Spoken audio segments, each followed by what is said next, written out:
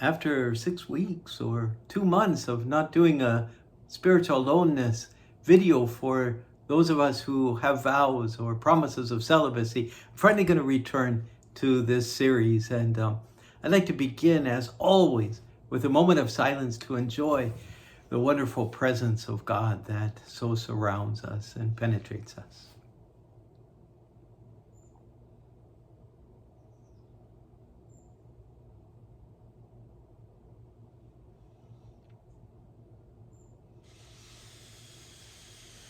And so to begin, I want to, instead of reading something, I want to refer to a prayer of John Wimber, an evangelical pastor.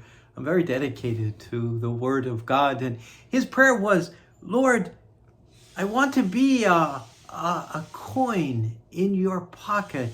Spend me in whatever way you want. Let me be spent completely for you.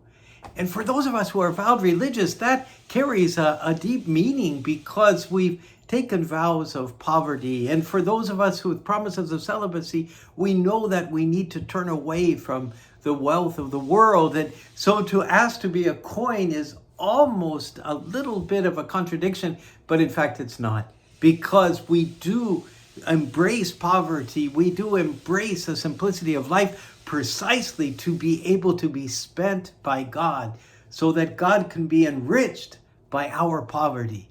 And so in our aloneness, this allows us then to surrender more to God. Now, granted, we have vows of obedience, or we've got promises of obedience to superiors, but even in following those vows and those promises, we find that we have to surrender sometimes our very wills. And so this coin then becomes not just what we do, but something in our heart. We surrender, Lord, I know that I will be spent for you if I live my vow of poverty or my promises.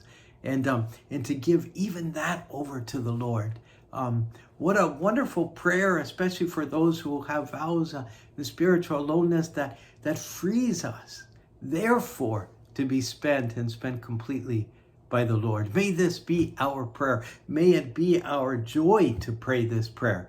May it be a deep happiness and meaningful, powerful expression of our lives to want to be spent completely by the Lord as a coin in the pocket of God.